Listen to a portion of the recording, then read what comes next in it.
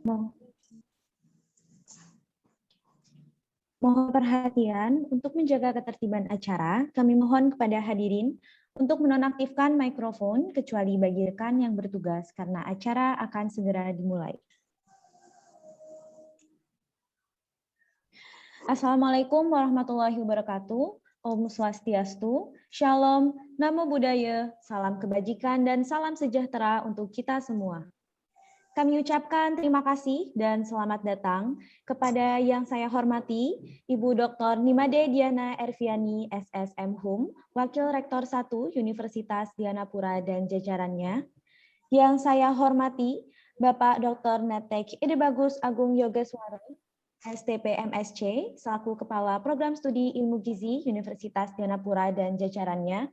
Yang saya hormati para narasumber sekalian, antara lain Ibu Dila Hanggaini Diah Puspaningrum STP MSI, Bapak Ide Bagus Ketut Mantre SGZ MSI, Ibu Niketut Wiratnyani SP MSI, dan yang saya hormati Ibu Niwaya Nursini STP MP selaku moderator, serta yang saya hormati Ibu Igusti Ayuwita Kusumawati SSI MSC selaku Ketua Panitia. Tak lupa juga kami ucapkan selamat datang kepada seluruh peserta yang kami banggakan yang telah meluangkan waktunya pada pagi hari ini untuk hadir di acara talk show Pangan dan Gizi yang bertemakan pengolahan pangan yang hygiene. Acara ini merupakan series kedua dari serangkaian talk show Pangan dan Gizi yang diselenggarakan oleh Program Studi Ilmu Gizi Universitas Dianapura. Puji syukur kita panjatkan kepada Tuhan Yang Maha Esa, karena hanya atas izinnya pada hari ini, Sabtu, tanggal 30 Oktober 2021, kita dapat bergabung di acara talk show Pangan dan Gizi untuk menimba ilmu dari para narasumber yang luar biasa, meski harus dilaksanakan secara online. Baiklah, sebelumnya perkenalkan saya Banin, selaku MC yang akan memandu acara ini hingga selesai nanti. Sebelum memulai acara, izinkan saya untuk membacakan susunan agenda kegiatan pada pagi hari ini yang sudah diawali dengan pembukaan, kemudian dilanjutkan dengan doa bersama, sambutan-sambutan, pembacaan CV moderator, pemaparan materi dari masing-masing narasumber yang akan dipandu oleh moderator, ucapan terima kasih dari Ketua Panitia, dan penutupan serta door prize di akhir acara. Baiklah, demikian susunan acara kami pada pagi hari ini. Sebelum memasuki agenda selanjutnya, kita akan melakukan foto bersama terlebih dahulu. Kepada hadirin dipersilahkan untuk mengaktifkan kameranya, dan kepada panitia yang bertugas saya persilahkan.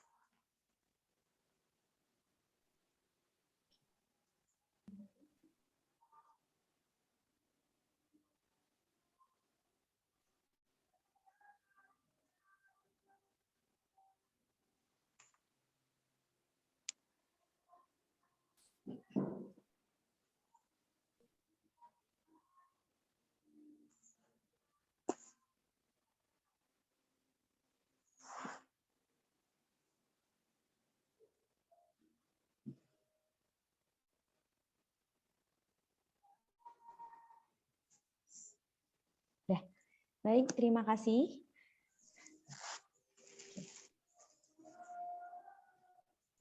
Hadirin yang kami hormati, acara selanjutnya yaitu doa bersama. Marilah kita berdoa sesuai keyakinan dan kepercayaan kita masing-masing. Saya izin memulainya. Berdoa dimulai.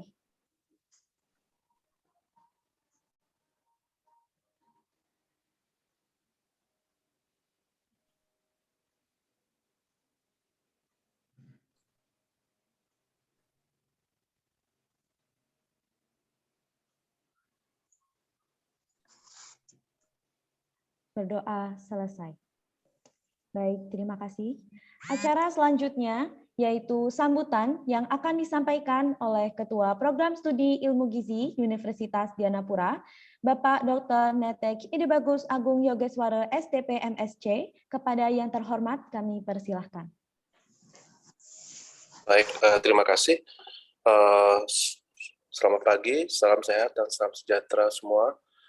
Yang terhormat Ibu Dr. Nimade Diana Erviani, SSH Hum, selaku WR2 Universitas Dianapura. Yang kami hormati rekan-rekan dosen di Universitas Dianapura dan rekan-rekan dosen di wilayah LDikti 8 beserta mahasiswa yang kami banggakan. Pada pagi hari ini kami mengadakan talk show panganan gizi yang saat ini sudah memasuki series kedua. Ya, jadi pada seri ini kami mengambil topik, ada 3 topik yang akan kami bahas, yaitu pengolahan pangan yang hygiene, kemudian bagaimana pola makan untuk penderita DM tipe 1, kemudian yang terakhir adalah bagaimana memilih makan makanan yang tinggi oksidan untuk penderita diabetes mellitus. Nah, seperti kita ketahui pada masa pandemi pada saat seperti ini, kita dituntut untuk melakukan prokes yang ketat, ya, terutama kaitannya dengan pengolahan makanan, ya, apalagi pengolahan makanan hygiene, ya, pengolahan makanan yang hygiene itu sangat diperlukan bagi penderita COVID yang memiliki komorbid diabetes mellitus. Ya, sehingga kami harapkan informasi yang kami berikan pada pagi hari ini dapat bermanfaat untuk peserta, dan yang bisa saya laporkan adalah pada hari ini jumlah peserta 125, ya, dan ini semua peserta sangat beragam, ya, dari beberapa universitas, kemudian ada juga dari puskesmas dan rumah sakit. Ya. Saya rasa demikian sambutan dari saya. Terima kasih dan selamat pagi. Baik, kami sampaikan terima kasih atas sambutan yang diberikan Bapak Ketua Program Studi Ilmu Gizi Universitas Dianapura. Selanjutnya, sambutan dan pembukaan yang akan disampaikan oleh Wakil Rektor 1 Universitas Dianapura, Ibu Dr. Nimade Diana Erviani, SSM Hum. Kepada yang terhormat kami persilahkan. Ya, terima kasih kepada pembawa acara, Mbak Banin, ya. Oke. Ya, selamat pagi. Assalamualaikum warahmatullahi wabarakatuh. Salam sejahtera bagi kita semua. Shalom, Om Swastiastu, Namo Buddhaya, salam kebajikan. Suara saya sudah terdengar, ya? Saya mau cek sekali lagi. Oke, terima kasih. Yang saya hormati Ketua Program Studi Ilmu Gizi, Dr. Ide Bagus Agung Yogeswara, tadi sudah menyampaikan sapaan juga, dan Ibu Sekprodi mungkin juga hadir hari ini, Ibu Eni, selamat pagi. Kemudian juga para narasumber talk show pangan dan gizi, di sini ada Ibu Dila, kemudian Bapak Ide Bagus Ketut Mantre, dan juga Ibu Niketut Wiratnyani. Dan juga peserta talk show yang berasal dari berbagai kalangan, tidak hanya mahasiswa, tetapi juga dosen dan praktisi kesehatan mungkin juga ada hadir. Selamat pagi, salam teladan dan unggulan untuk kita semua. Pertama-tama saya mau menyampaikan selamat dan juga apresiasi kepada Prodi Gizi yang sudah berhasil melaksanakan talk show series mengenai pangan dan gizi. Ini adalah yang kedua, dan bahkan kegiatan yang pertama didukung penuh oleh Bapak Kepala Lembaga LLDikti 8, dan itu sangat luar biasa sekali, jadi selamat untuk itu.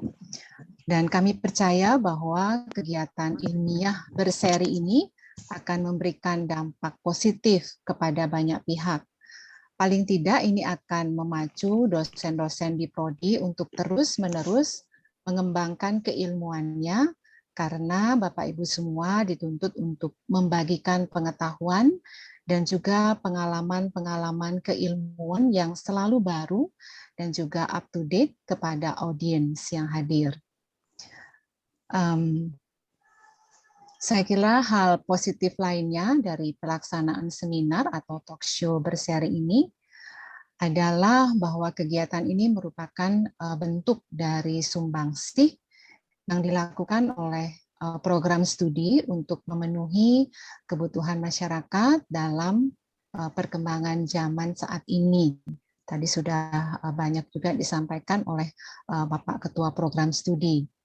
Dengan adanya gempuran dari pandemi COVID-19, masyarakat tentunya dituntut untuk melakukan kebiasaan-kebiasaan baru dalam kesehariannya, termasuk juga dalam hal pengolahan pangan yang memang perlu untuk menyesuaikan dengan standar kesehatan.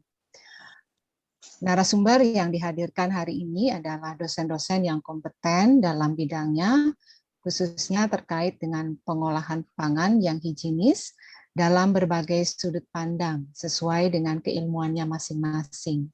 Ibu Dila dengan mikrobiologi pangan, kemudian Bapak Ide Bagus Ketut Mantre dengan gizi pangan, dan juga Ibu Ketut Wiradnyani dengan gizi kuliner.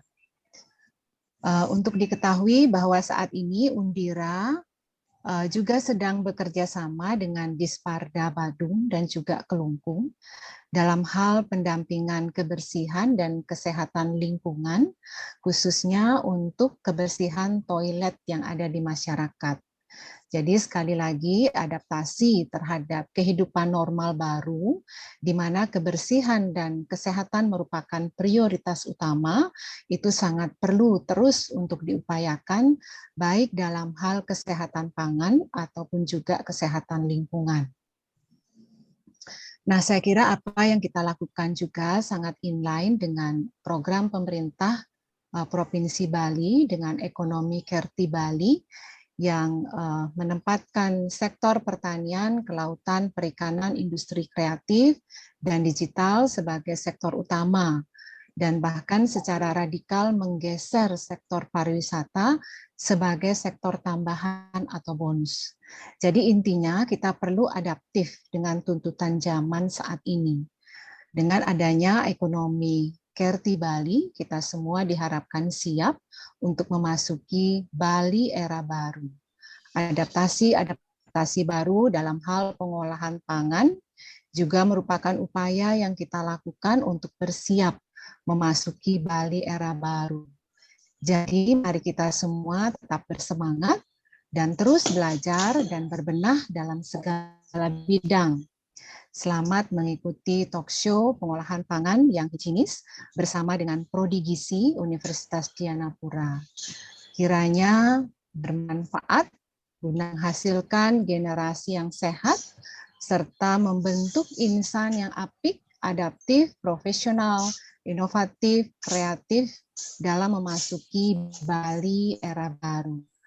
Tuhan memberkati narasumber yang akan menyampaikan materi dan kita semua yang menyimak pemaparan yang disampaikan. Wassalamualaikum warahmatullahi wabarakatuh. Salam sejahtera bagi kita semua. Shalom, Om, Santi, Santi, Santi. Namo Buddhaya, salam kebajikan. Terima kasih. Baiklah, kami ucapkan terima kasih kepada Ibu Wakil Rektor 1 yang saya hormati atas sambutan yang diberikan sekaligus telah membuka acara pada pagi hari ini. Sebelum memasuki acara selanjutnya, kepada Bapak Ibu undangan jika memiliki kepentingan dipersilahkan untuk meninggalkan ruang Zoom. Terima kasih. Baik, untuk agenda selanjutnya akan dipandu oleh seorang moderator. Dari itu, saya akan memperkenalkan secara singkat moderator kita pada pagi hari ini. Untuk panitia yang bertugas, saya persilahkan.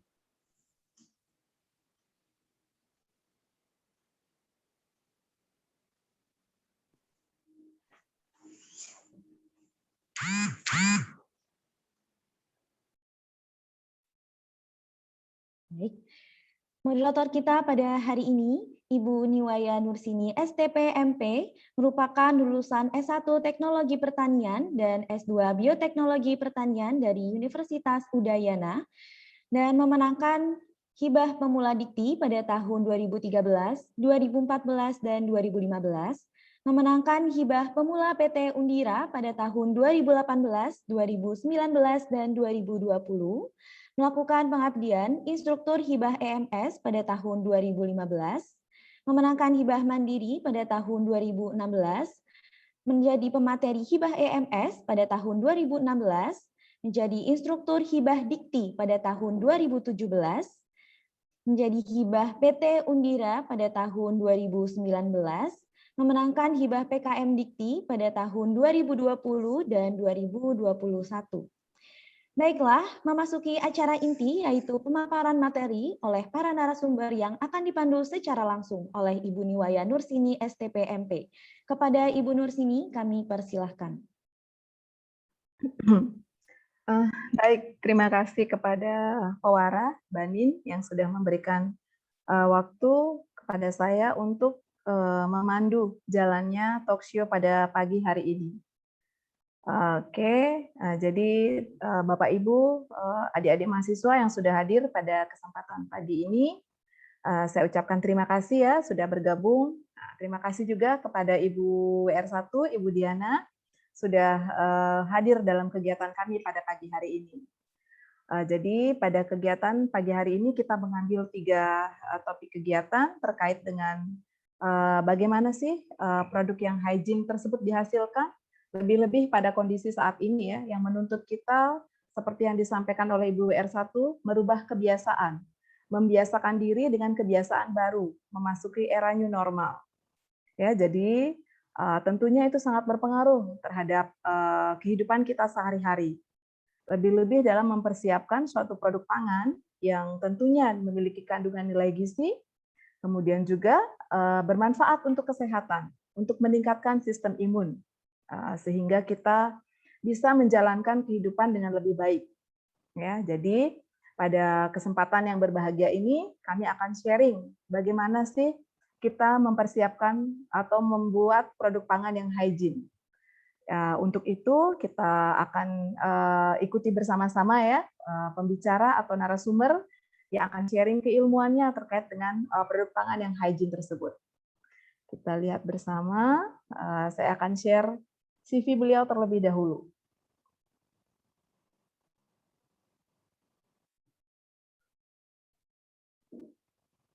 Iya.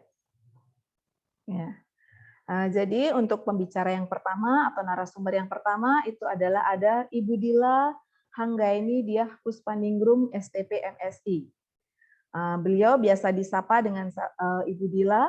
Kemudian pendidikan beliau itu adalah S1 dari Teknologi Hasil Pertanian Universitas Udayana, S2-nya Ilmu dan Teknologi Pangan Universitas Udayana. Bidang keilmuan, bidang keilmuannya adalah pada mikrobiologi dan pengolahan pangan. Aktivitas dan riset ini sudah dimulai ya dari tahun 2017 dan beliau adalah dosen dari program studi ilmu gizi Universitas Dianapura. Jadi hibah pertama itu hibah dikti di tahun 2017 yaitu ekstraksi identifikasi oligosakarida rebung bambu tabah sebagai sumber prebiotik. Kemudian hibah PT di tahun 2019 itu adalah metode pengeringan terhadap kadar antioksidan Cascara kopi arabica. Kemudian dilanjutkan hibah riset dikti di tahun 2020 itu adalah uji fisik kimia organoleptik pada pembuatan teh Cascara kopi arabica. Dan di tahun 2021 itu adalah hibah unggulan PT, karakteristik kimia dan aktivitas antioksidan kombucha Cascara kopi arabica selama fermentasi. Ya, jadi sesuai dengan apa yang akan beliau sampaikan ya, bagaimana sih pengolahan pangan yang hygiene. Nah, terkait ya dengan riset dan aktivitas beliau itu semuanya menghasilkan produk-produk tentunya menerapkan sistem-sistem yang hygiene. Ya, tidak berpanjang lebar lagi, mari kita ikuti bersama ya penyampaian materi yang akan disampaikan oleh Ibu Dila. Kepada Ibu Dila, saya persilahkan. Baik, terima kasih Ibu Nursini. Terima kasih atas kesempatannya. Semoga suara saya jelas ya. Baik, Terima kasih untuk kesempatannya. Saya bisa ikut sharing di talk show series kedua ini. Selamat pagi Ibu Diana. Selamat pagi rekan-rekan semua. Mungkin ada mahasiswa yang mengikuti. Selamat pagi. Pada pagi hari ini saya akan sharing mengenai hygiene sanitasi makanan pada saat pandemi. Ini adalah hal yang menarik, ya, menarik untuk kita kupas, ya. Kita kupas mungkin secara sederhana saja. Karena kita tahu pada masa pandemi itu kita sebagai individu itu ekstra hati-hati, ya, baik dalam kegiatan kita di kantor atau di sosial, ya, kegiatan masyarakat. Begitu juga pada saat kita dalam memilih atau mengkonsumsi makanan, ya. Kegiatan hygiene sanitasi itu sangat perlu kita pertama kita ketahui, setelah itu kedua adalah kita terapkan. Nah, itu baik bukan hanya untuk sebagai konsumen saja, tetapi sebagai yang produsen atau sebagai yang menjajakan makanan atau penjual makanan juga sangat perlu untuk pengetahuan hygiene sanitasi makanan ini diketahui. Baik, Bu, silakan. Nah, ini ada ilustrasi gambar saya dapatkan di Dinas Kesehatan, ya. Ini ada. Itu sebetulnya dalam bentuk video singkat dan sangat menarik, ya. Di mana di sini kita mengetahui apakah makanan yang akan kita sajikan atau yang kita konsumsi itu sudah aman.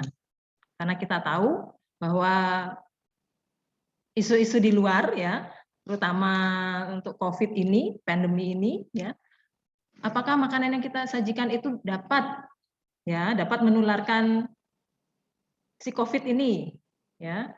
Jadinya kita harus hati-hati, ekstra hati-hati. Itu biasanya yang banyak pertanyaan yang sering kita dengar. Nah, lanjut.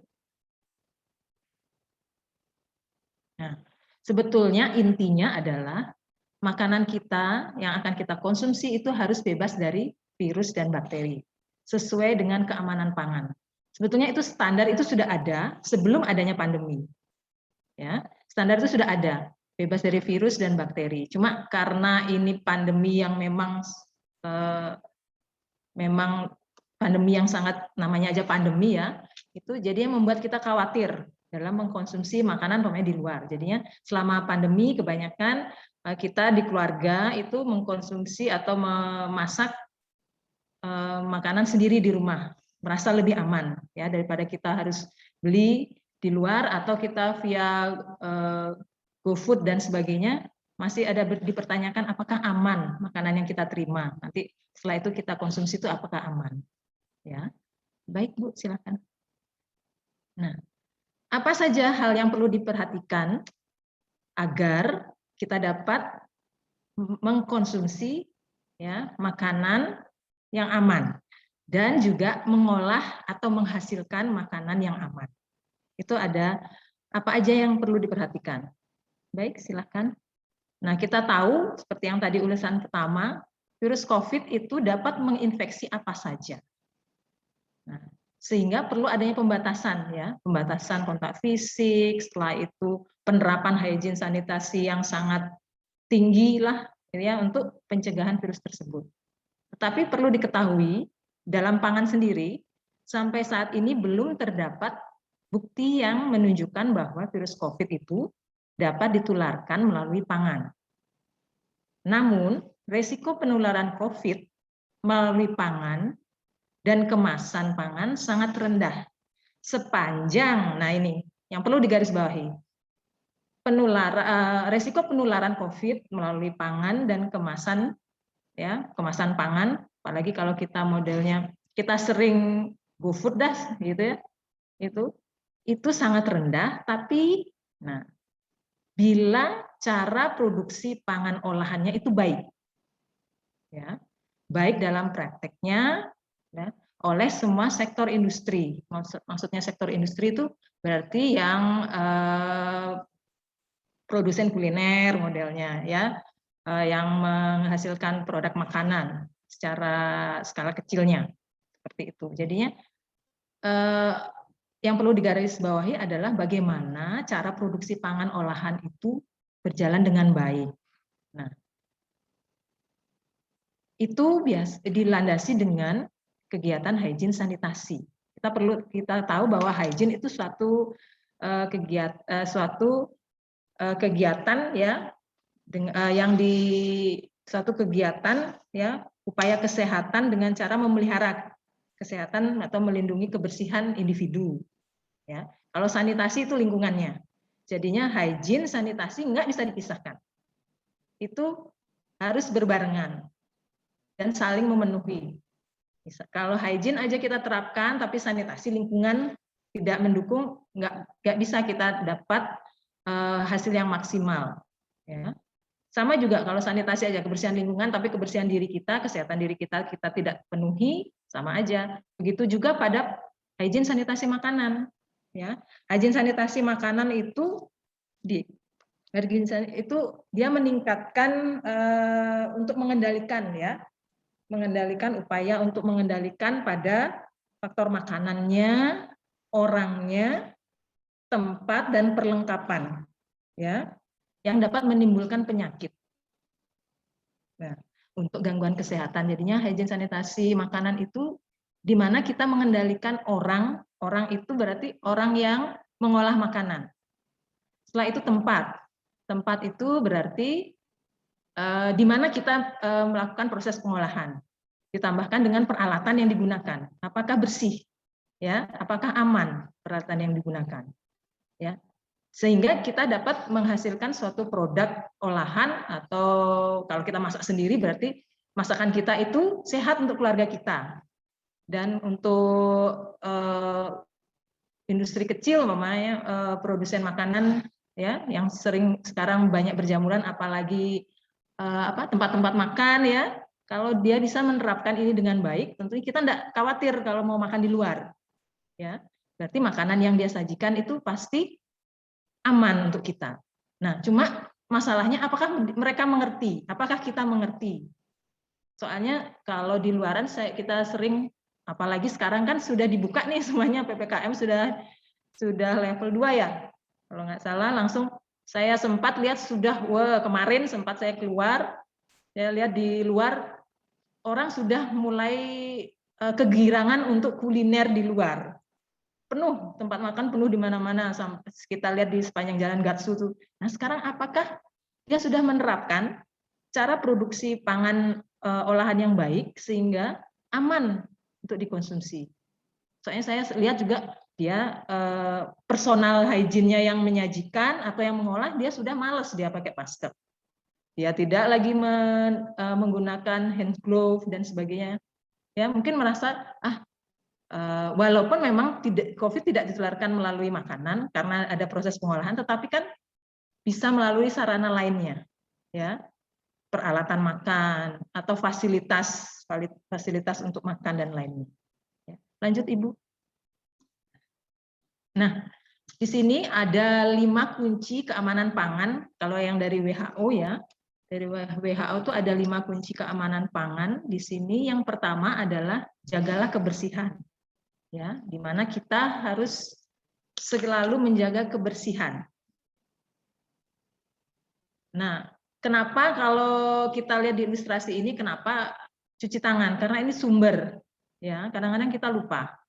Sedang asik memasak, umpamanya di rumah ya, sedang asik memasak, setelah itu ada keinginan tertentu ke belakang, ya, setelah itu kita akan memasak lagi, lupa kita untuk mencuci tangan. Atau kita sedang memasak, setelah itu kita mengerjakan sesuatu, kita kembali memasak, kita lupa mencuci tangan. Itu sebetulnya kenapa tangan itu menjadikan sumber, ya, sumber pembawa cemaran sebetulnya. Oleh sebab itu perlu kita mencuci tangan dengan baik, ya. Selain itu juga selain tangan tentunya personal hygiene kita, ya, personal hygiene kita. Yang kedua adalah memisahkan pangan yang mentah dan matang, ya, pemisahan pangan yang mentah dan matang, baik dalam penyimpanannya makanan mentah, makanan matang, kita mau akan simpan di pendingin, makan matang yang di atas, makanan mentah yang di bawah, diberikan kontainer, ya. Setelah itu untuk agar tidak ada kontaminasi silang. Setelah itu masaklah makanan dengan benar jadinya, ya, matang sempurna, ya. Tetap menjaga suhu pangan yang aman, ya.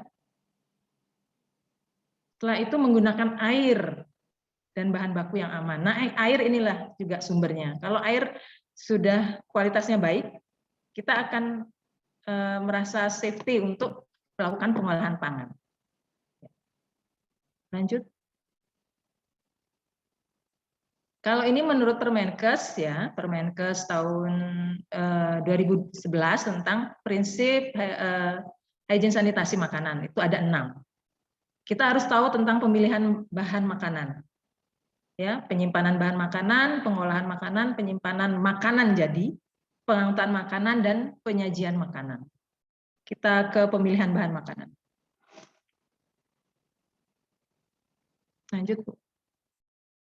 Ya, ini secara umum aja pemilihan bahan baku, umpamanya bahan makanan, ya, bahan baku makanan, kita harus kriteria makanan itu, dia harus segar, ya, apapun jenisnya, dia harus segar.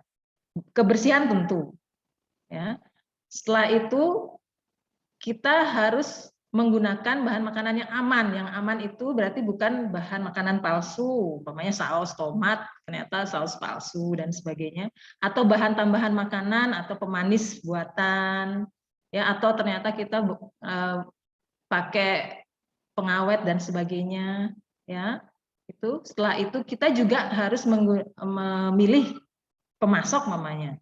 Kalau di rumah, umpamanya kita rumahan, ya, nggak mungkin kan milih pemasok di pasar mana yang kualitas bahan bakunya itu baik, ya, itu. Lanjut. Nah, setelah kita memilih bahan baku, dilanjutkan ke penyimpanan. Ini bagi bahan makanan yang tidak langsung kita olah, kita lakukan penyimpanan. Kita harus tempat penyimpanan itu harus bersih tentunya.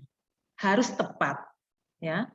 Makanan apa? Makanan beku taruhlah di tempat yang di freezer, umpamanya kalau di skala rumah. Setelah itu makanan segar, ya, atau makanan yang kering. Makanan kering, umpamanya kita beli tepung-tepungan, kita masukkan di pendingin, ya, itu bikin tambah cepat rusak. Itu tidak tepat, berarti tempat penyimpanan yang tepat, ya. Setelah itu ada prinsip penyimpanan yang sering kita ketahui adalah FIFO, first in, first out, dan FEFO, first expired, first out. Maaf, ya. Ibu, waktunya lagi 5 menit. Setelah itu, baik, terima kasih. Setelah itu ada wadah penyimpanan. Ya, lanjut. Nah, kalau proses pengolahan tentunya tadi sempat disinggung, pengolahan buatlah pengolahan atau memasaklah dengan sempurna atau matang. Setelah itu didukung oleh peralatan dan tempat pengolahan yang bersih. Ya. Dan juga, nah, seandainya kita mau menyimpan makanan jadi, ya, kita gunakan food container, langsung letakkan, tidak bercampur dengan bahan mentah. Baik, lanjut Ibu. Nah, ini contoh dari, bukan safe handling, ya, ini saya salah. Ini adalah kegiatan yang tidak boleh dilakukan pada saat pengolahan makanan. Baik. Lanjut Ibu. Nah, ini yang lagi sekarang sudah menjadi patokan resmi adalah menerapkan pembatasan jarak fisik. Walaupun di dapur juga, apalagi di industri, umpamanya di perhotelan atau di restoran dan sebagainya. Silahkan, lanjut. Hindari kontak tangan secara langsung. Jadinya kita bisa memfasilitasi dengan hand glove, langsung dengan penggunaan peralatan, ya. Jadi tidak secara langsung lagi kontak dengan makanan. Baik. Nah, ini tadi korek temperatur, pastikan makanan itu aman, masak dengan matang, dan pertahankan suhu makanan. Seperti makanan yang beku, makanan yang dingin tetap dia suhunya yang dingin, makanan yang panas suhunya di atas 60, ya. Itu adalah kriteria. Ini ilustrasi dari temperatur danger zone, di mana bila kita makanan umpamanya nih, harusnya makanan disajikan panas ya, langsung kita diamkan terlalu lama, kita turun dia suhunya di bawah 60, itu bisa menyebabkan atau menimbulkan adanya kontaminasi atau pertumbuhan mikroba bila makanan itu tidak safety ya jadinya. Sama juga dengan makanan beku. Baik, lanjut. Nah, ini penyimpanan makanan jadi, seperti yang udah itu perlu di prinsip penyimpanan juga, first in first out, first expired first out modelnya. Pada penyimpanan dilengkapi dengan label biar enggak lupa ini tanggal berapa sih dibuat sausnya umpamanya kita ya, atau jamnya atau selai dan sebagainya, biar mengingatkan kita bahwa oh ternyata ini sudah harus digunakan. Ya, lanjut. Nah, ini prinsip yang kelima, pengangkutan makanan. Kalau model kita punya usaha catering ya, usahakan pengangkutan makanan itu memang harus standar dengan kendaraan yang untuk mengangkut makanan, tidak menjadi satukan atau biar efektif ya mengangkut meja, yang ngangkut makanan gitu umpamanya ini catering ya umpamanya IO, ya itu enggak bisa, takutnya adanya kontaminasi di situ ya. Suhu pengangkutan tentu harus diperhatikan. Penyajian makanan, nah penyajian makanan juga harus orangnya, personal hygiene yang menyajikan itu harus baik dan peralatan yang digunakan. Baik, lanjut. Nah ini secara umum proses produksi yang aman dari penerimaan, pengolahan, penyajian, dan pengiriman. Baik, lanjut. Nah ini kalau ini untuk sanitasinya ya, penerapan hygiene perseorangan atau personal hygiene, disinfeksi atau inaktif untuk inaktif virus COVID itu wajib ya, dan pengolahan limbah yang aman. Baik, lanjut. Nah ini sih contoh untuk good personal hygiene, apapun itu pada saat pengolahan itu wajib dilakukan, apalagi sekarang masa pandemi ditambah lagi ada suhu tubuh, kriteria suhu tubuh. Kalau dulu enggak ya. Kalau dulu paling personal hygiene adanya pemeriksaan secara berkala untuk industri makanan ya, pangan itu untuk yang bersentuhan langsung dengan pengolahan makan itu biasanya adanya pemeriksaan berkala kesehatan sehingga dia tidak sebagai penular ya, pembawa. Baik, lanjut. Ini kewajiban khusus sekarang ya, rajin cuci tangan. Lanjut. Nah, ini pembersihan peralatan, pembersihan ruangan pengolahan dan sebagainya, dan satu lagi pengolahan sampah. Ini masuk sanitasi juga. Baik. Nah, ini kesimpulannya. Hygiene itu merupakan usaha kesehatan preventif yang menitikberatkan kegiatan usaha individu ya maupun usaha kesehatan pribadi hidup manusia. Sanitasi itu usaha kesehatan preventif yang menitikberatkan kepada usaha kesehatan lingkungan. Hygiene sanitasi itu tidak bisa dipisahkan. Hygiene sanitasi makanan itu upaya untuk mengendalikan faktor makanan, orang, tempat, perlengkapan, dan mungkin yang dapat menimbulkan penyakit atau gangguan kesehatan. Ada 6 ya prinsip hygiene sanitasi menurut Permenkes, itu pemilihan bahan baku, penyimpanan bahan baku, pengolahan, penyimpanan makanan, pengangkutan makanan, dan penyajian. Baik, sekian presentasi saya hari ini. Mohon maaf bila ada kelebihan waktu, kami serahkan kepada moderator. Ya, terima kasih kepada Ibu Dila yang sudah memaparkan bagaimana sih produksi yang hygiene tersebut. Jadi ada hal yang perlu kita simak bersama ya, bahwa sangat penting sekali untuk menghasilkan produk olahan yang aman itu adalah berawal dari penyiapan, kemudian pengolahan, penyimpanan sehingga menghasilkan produk yang aman. Lebih-lebih pada kondisi saat ini ya, kita membutuhkan atau kita harus ekstra hati-hati untuk mempersiapkan hal-hal tersebut, ya. Kemudian untuk sudah dari penerimaan, kemudian pengolahannya, penyimpanan. Nah, penyimpanan itu juga berpengaruh ternyata. Ketika makanan itu harus disimpan yang mana yang harus disimpan dingin, yang mana yang harus disimpan pada suhu panas. Nah, itu dipengaruhi oleh apa yang kita perhatikan tadi ya, ada yang namanya danger zone. Kondisi atau di mana produk makanan itu harus disimpan dengan baik. Ya, terima kasih kepada Ibu Dila atas pemaparannya. Sekarang kita akan lanjutkan ya kepada pembicara yang kedua atau narasumber yang kedua, masih terkait ini. Nah, ini lebih dititik beratkan pada bagaimana sih makanan yang dibuat untuk penderita diabetes mellitus. Ya. Untuk narasumber, saya akan dibacakan dulu ya CV beliau. Beliau adalah Bapak Ide Bagus Ketut Mantre, SGZ MSI. Beliau juga adalah dosen di program studi ilmu gizi Universitas Dianapura. Untuk pendidikan, S1 di ilmu gizi Universitas Dianapura, S2 di ilmu dan teknologi pangan Universitas Udayana. Untuk bidang keilmuan, beliau adalah gizi pangan. Untuk aktivitas riset, beliau adalah dosen baru ya di Universitas Dianapura. Jadi untuk penelitian, beliau untuk saat ini adalah mengikuti hibah PT di tahun 2021. Kepada Bapak Ide Bagus Ketut Mantre, untuk waktu dan tempat, saya persilahkan.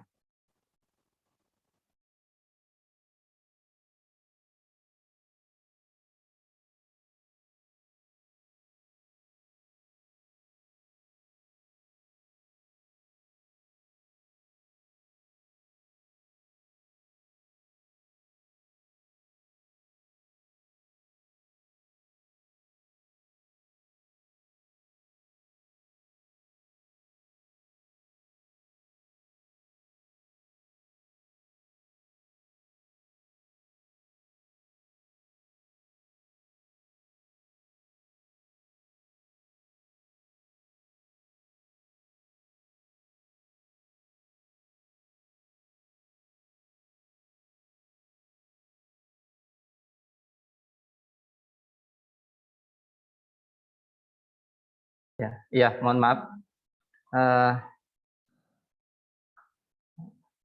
Share screen-nya sudah ya, Bu? Di slideshow, Pak. Slideshow ya, sebentar.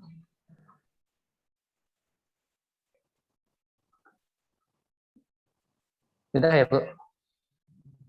Belum.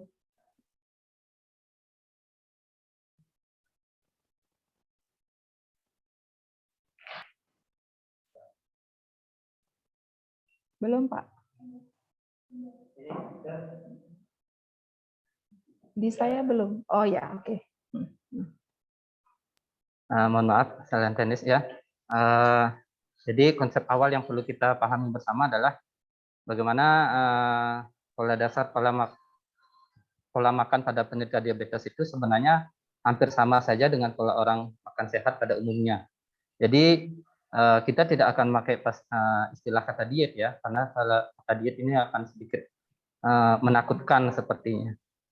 Kenapa kita tidak pakai kata diet? Karena sebenarnya hampir semua bahan makanan bisa dikonsumsi oleh para penderita diabetes, baik dari golongan karbohidrat, protein, lemak, vitamin, mineral, dan bahkan golongan gula pun itu sebenarnya masih bisa dikonsumsi, namun konsumsinya itu dalam bentuk penambahan pada bumbu makanan, jadi tidak dikonsumsi langsung. Yang menjadi perhatian yang paling penting adalah bagaimana pada jumlah dan jenis dari karbohidrat itu. Karena tujuan jangka panjangnya pengolahan makanan untuk diabetes adalah menjaga gula darahnya itu selalu normal dan mencegah terjadinya komplikasi yang jangka panjang.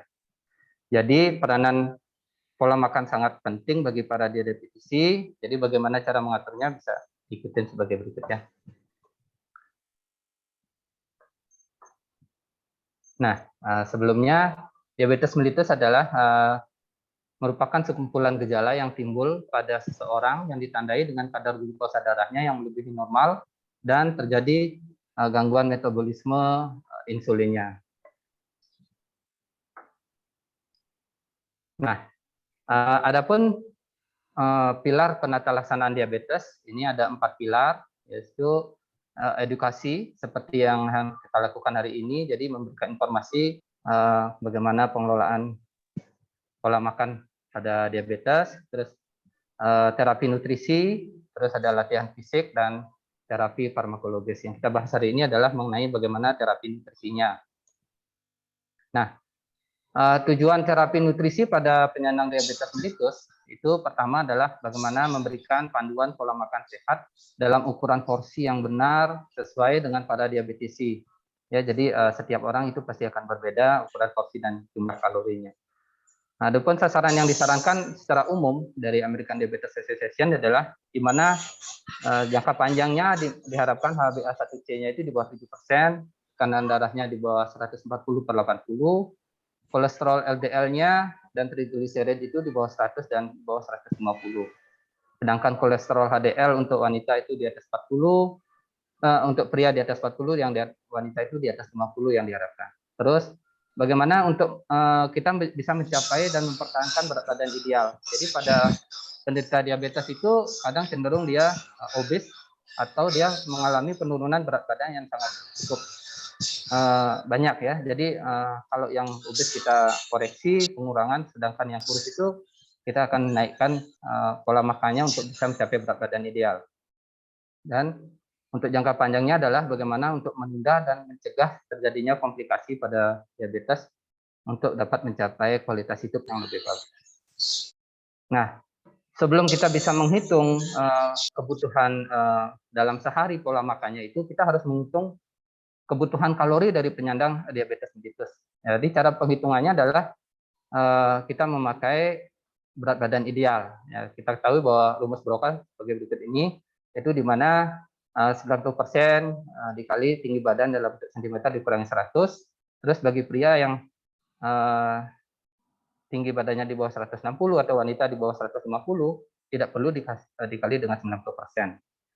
Nah, berat badan yang tadi disampaikan bahwa penyandang DM yang kurus itu dan atau yang gemuk itu mendapat koreksi kebutuhan kalori ya, bisa ditambah atau dikurangi sekitar 20-30% tergantung status gizinya.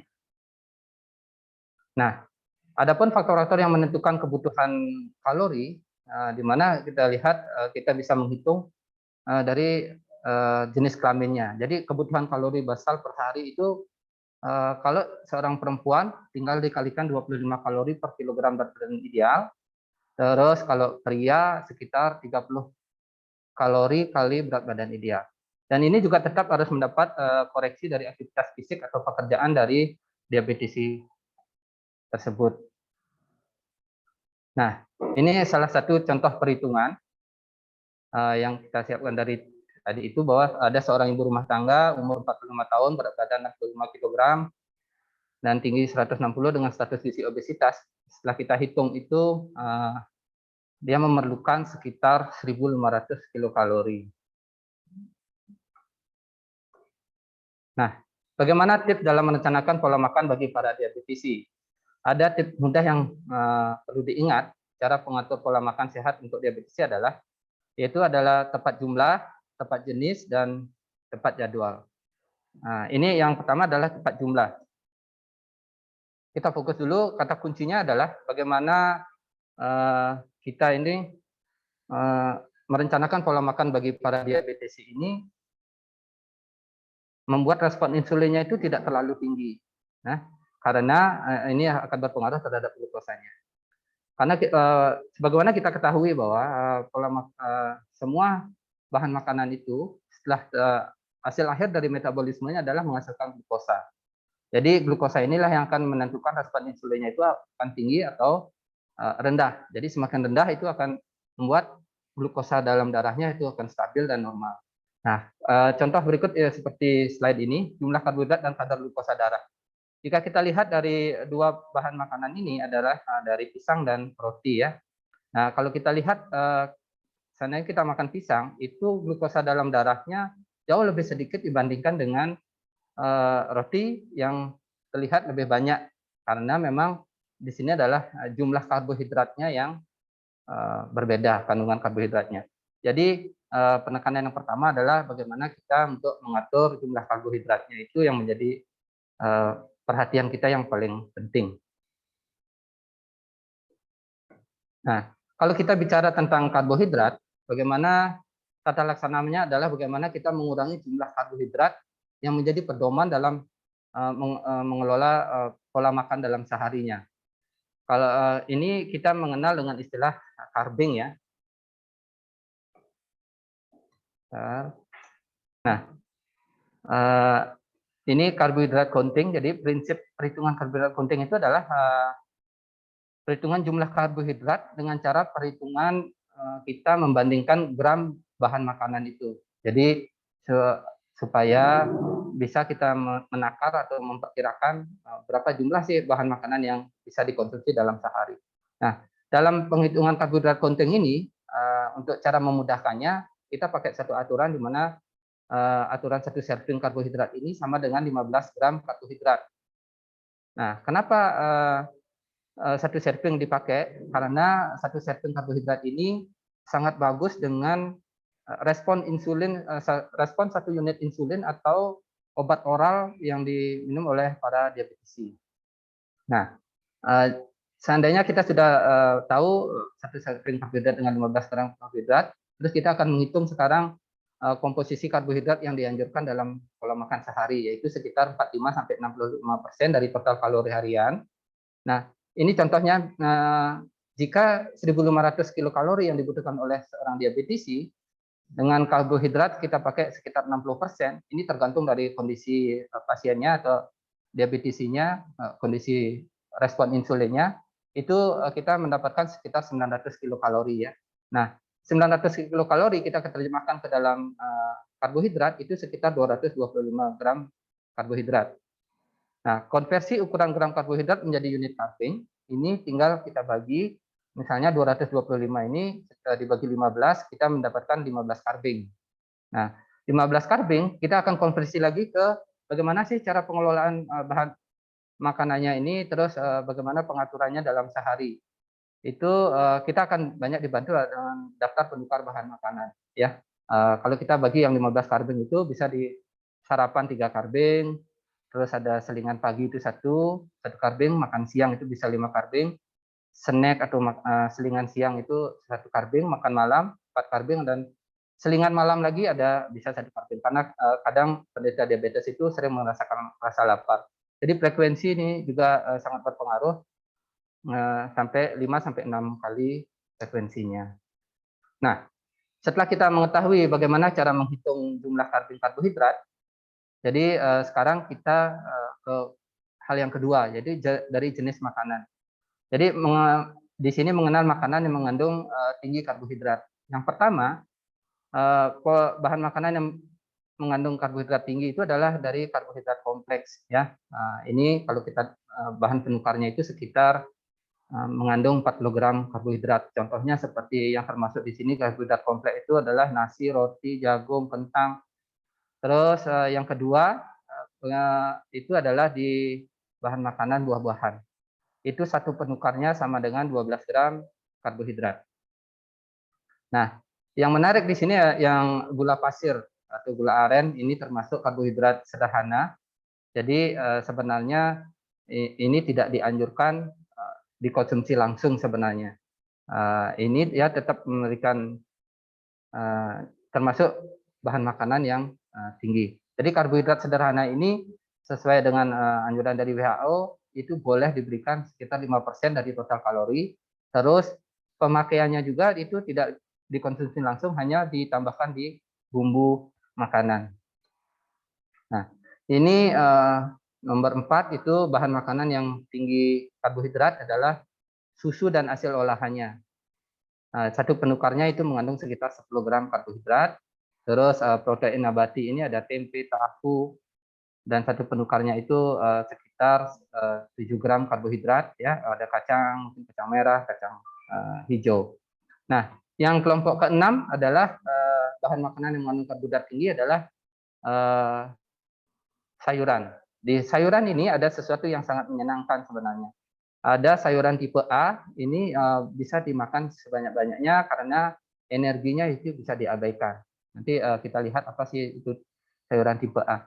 Sedangkan di sayur tipe B itu masih ada energinya sekitar 5 gram karbohidrat, terus sayuran tipe C ini sekitar 10 gram karbohidrat.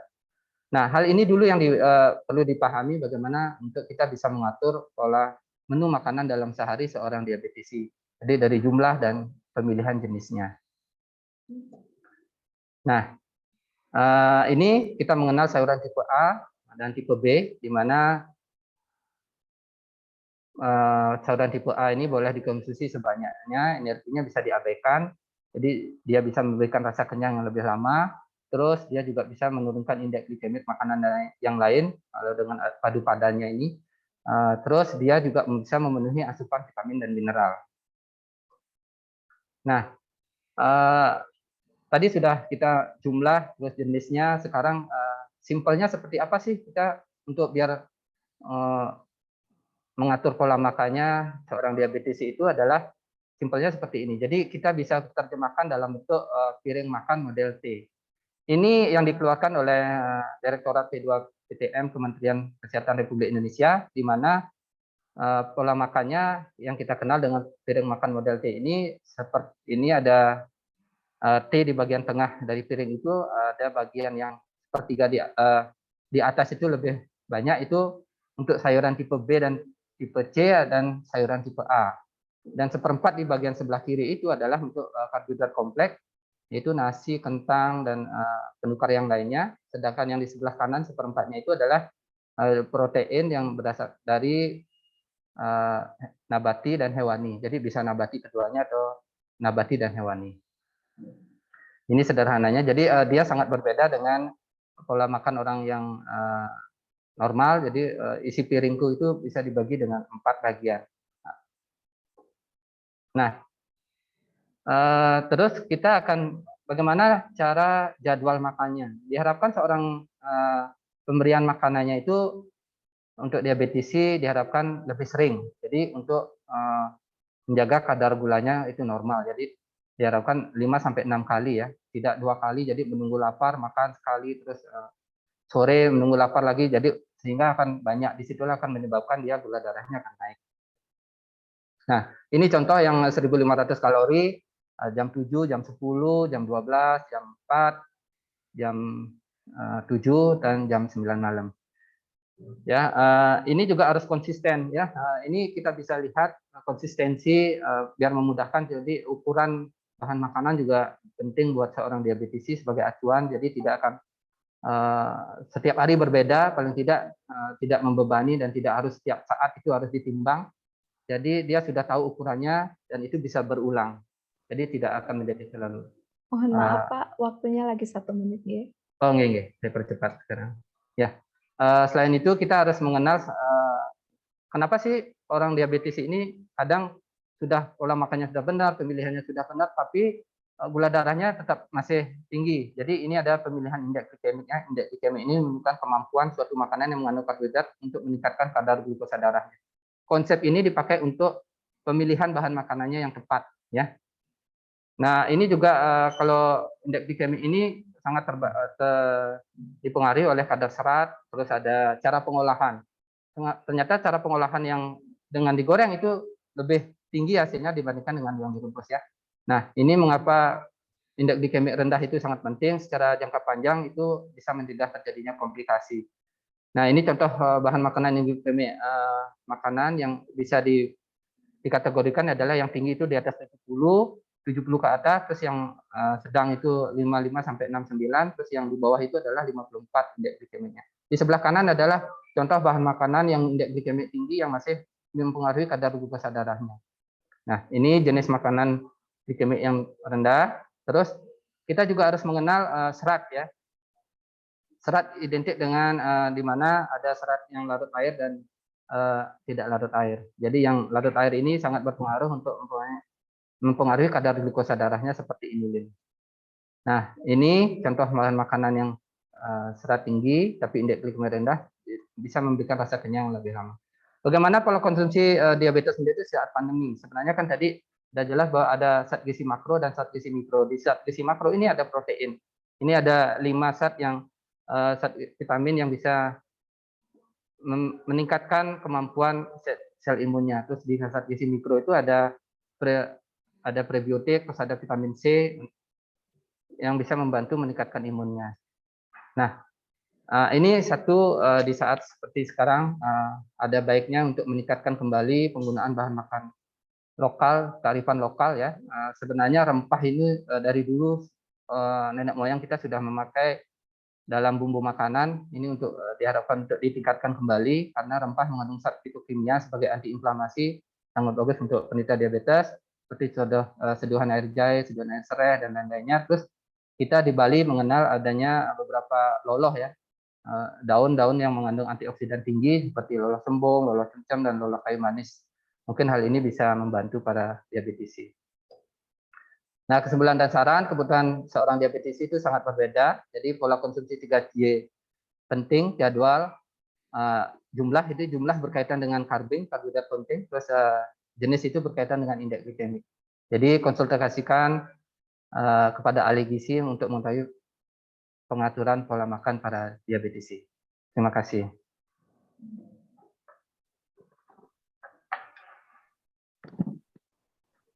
Baik, terima kasih untuk Pak Ide Bagus Mantra yang sudah menyampaikan bagaimana sih pola makan bagi saudara-saudara kita penderita diabetes. Jadi di sini ditekankan tadi ya, makanan apa saja sebenarnya sama ya, baik penderita maupun bukan penderita itu makanannya sama, cuman ada hal yang perlu kita garis bawahi untuk mereka para penderita diabetes, itu bagaimana usaha kita untuk mempertahankan atau menjaga supaya kadar gulanya itu tetap stabil. Seperti itu ya, jadi yang perlu kita catat jumlahnya, jenisnya, dari makanan tersebut yang dikonsumsi, lebih-lebih daripada kondisi saat ini ya, sudah makanan diolah dengan higienis, kemudian tetap dijaga juga jumlah dan jenisnya.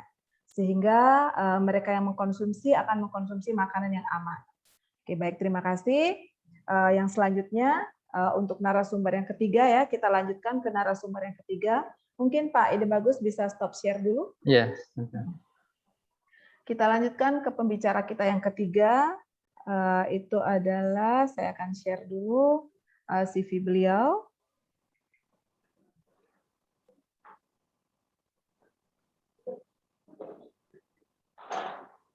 Sudah, Bu? Oh ya, oke. Baik, saya akan share CV beliau. Itu adalah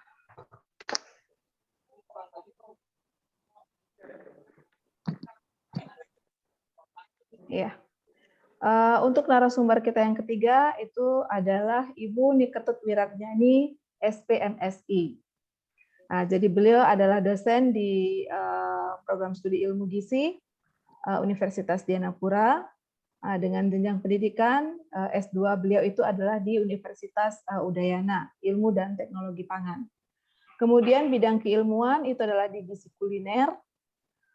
Untuk profesi beliau adalah seorang asesor, kemudian juga banyak sekali ya aktivitas beliau. Kemudian selain profesinya, beliau juga mengikuti atau ini ya mata kuliah yang beliau ampu. Kemudian untuk di riset dan pengabdian, nah ini banyak sekali ya riset yang sudah beliau lakukan terkait dengan topik yang akan beliau bahas hari ini. Ya, ada dari hibah yang beliau terima dari Dikti. Ini ada beberapa ya, sebagiannya itu adalah uji berbagai cook utensil terhadap antioksidan minuman loloh kunyit. Kemudian ada efek antioksidan fraksi etil asetat minuman sinom, campuran jeruk nipis dan madu terhadap gula darah tikus, tikus putih, Prader-Willi diabetes mellitus. Kemudian ada komponen senyawa penyusun loloh kunyit. Kemudian ada identifikasi senyawa antioksidan minuman sinom, campuran jeruk nipis dan madu.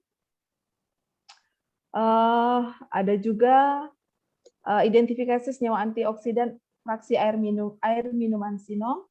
Kemudian ada efek dosis senyawa antioksidan dan banyak lagi riset yang beliau lakukan ya, termasuk juga publikasinya terkait dengan riset-riset yang sudah beliau lakukan. Baik, saya tidak akan berpanjang lebar ya, kita akan langsung mendengarkan paparan beliau terkait dengan cara mudah memilih bahan makanan yang mengandung antioksidan untuk mencegah penyakit degeneratif. Ya, kepada Ibu Ani untuk waktu dan tempat saya persilahkan. Terima kasih Ibu Moderator. Apakah suara saya terdengar dengan baik? Nggih, terdengar Ibu, silakan. Ya, baiklah. Saya menyapa peserta Biotalk yang saya banggakan. Hari ini kita sharing mengenai cara mudah memilih bahan makanan yang mengandung antioksidan untuk mencegah penyakit degeneratif. Ya, lanjut. Kita tahu bahwa antioksidan tersebut adalah senyawa yang berfungsi untuk mencegah stres oksidatif dan memperbaiki kerusakan sel-sel di dalam tubuh, khususnya yang disebabkan oleh paparan radikal bebas yang berperan penting dalam epidemiologi terjadinya berbagai penyakit degeneratif. Ya, lanjut Ibu. Ya, lanjut Ibu. Radikal bebas itu merupakan senyawa yang begitu reaktif yang merusak komponen sel dalam tubuh kita, termasuk protein, DNA, membran lemak kita, yang menyebabkan peroksidasi lemak sehingga menimbulkan berbagai penyakit seperti kanker, jantung, kemudian penyakit degeneratif lainnya. Nah, tatkala terjadi peroksida lemak, maka terputuslah rantai asam itu yang membentuk MDA atau malondialdehyde. Antioksidan seperti yang kita ketahui bahwa banyak terdapat pada vitamin A, vitamin C, vitamin E, beta karotin, asam fenolat, dan flavonoid itu berada dalam tumbuh-tumbuhan yang kita temui pada sayur-sayuran dan buah-buahan. Next, Ibu. Penyakit degeneratif seperti yang kita ketahui ada obesitas. Obesitas ini merupakan pencetus ya. Pencetus terjadinya penyakit hipertensi, penyakit jantung koroner, diabetes mellitus, juga hiperkolesterol yang banyak menyebabkan kematian. Nah, di mana penyakit degeneratif ini merupakan kondisi kesehatan di mana organ atau jaringan terkait keadaannya yang terus-menerus menurun seiring waktu. Penyakit ini terjadi karena adanya perubahan pada sel-sel tubuh yang akhirnya mempengaruhi fungsi organ secara menyeluruh. Next. Sumber antioksidan yang kita ketahui sudah banyak kita temukan dalam berbagai jenis makanan maupun minuman termasuk suplemen. Tetapi terlalu banyak mengkonsumsi suplemen yang mengandung beta karotin diduga dapat meningkatkan risiko kanker paru-paru bagi para perokok. Kemudian vitamin E yang dikonsumsi dengan cara berlebihan atau dosis yang tinggi itu akan dapat meningkatkan risiko terkena kanker prostat dan stroke. Demikian juga suplemen antioksidan yang mengandung vitamin larut lemak yaitu seperti A, D, E, dan K itu dapat menyebabkan keracunan jika dikonsumsi berlebihan. Lanjut Ibu. Demikian juga terhadap antioksidan sintetik ya yang kita bisa lihat pada makanan-makanan siap saji, junk food, convenient food ya yang dikemas ya biasanya ditambahkan antioksidan secara sintetis. Banyak kita temui biasanya ada beta karotin dan sebagainya yang dibuat secara sintetis itu jika dikonsumsi secara berlebihan akan menimbulkan efek yang berbahaya, memberikan sumbangan penyakit degeneratif. Lanjut Ibu.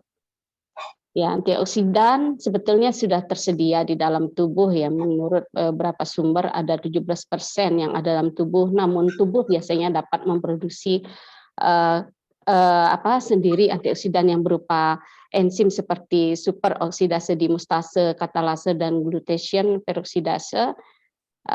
Namun demikian, terjadinya stres oksidatif karena produksi radikal bebas yang berlebih, maka antioksidan endogen ini harus mendapatkan tambahan antioksidan dari luar tubuh kita yang dapat berasal dari asupan makanan maupun minuman yang kita konsumsi setiap hari.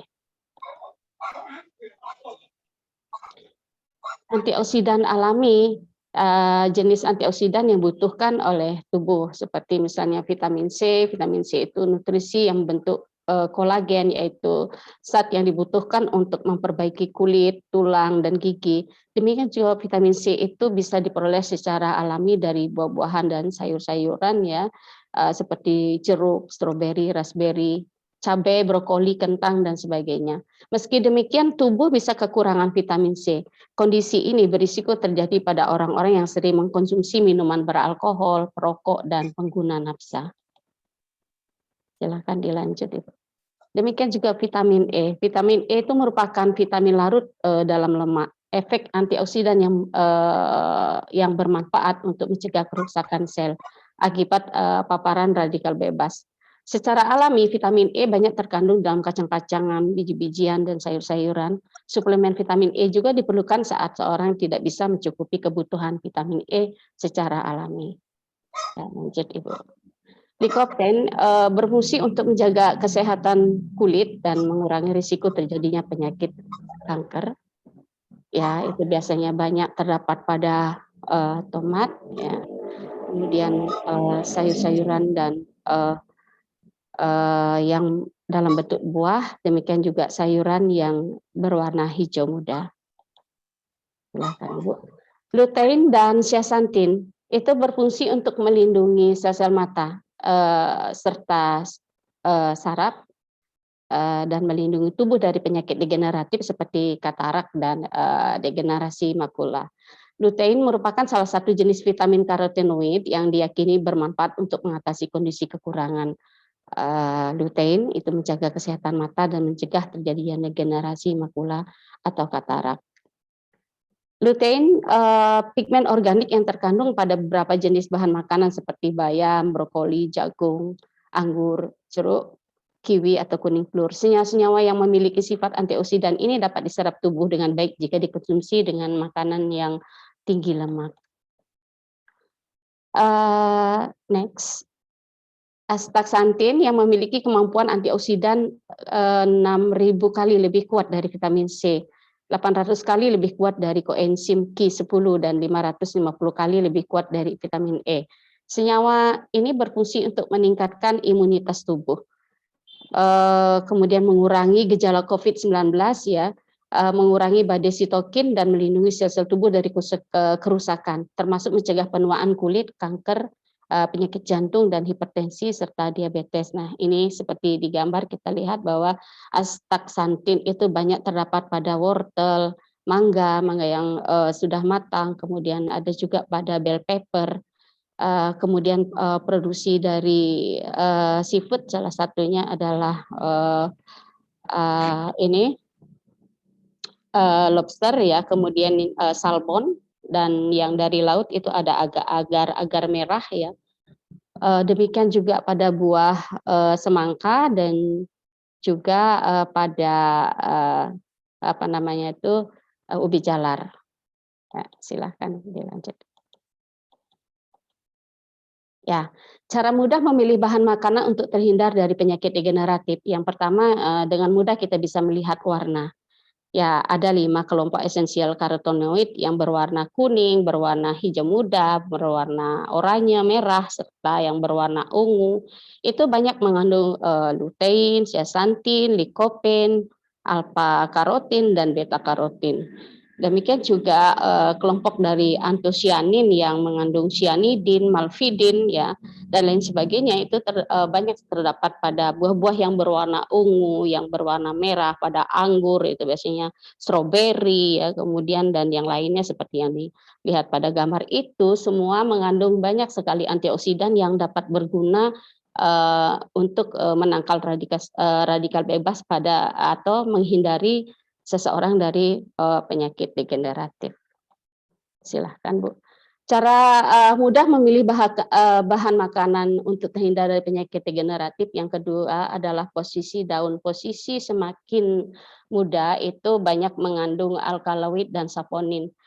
Nah, beberapa penelitian menunjukkan bahwa kapasitas antioksidannya semakin muda maka akan semakin tinggi. Nah, itu kebetulan saya juga menggunakan penelitian ini, saya mengambil helai dari pucuk pertama sampai ke 7, Di situ saya melakukan uji permulaan, ternyata saponin dan alkaloid itu meningkatkan kapasitas antioksidan.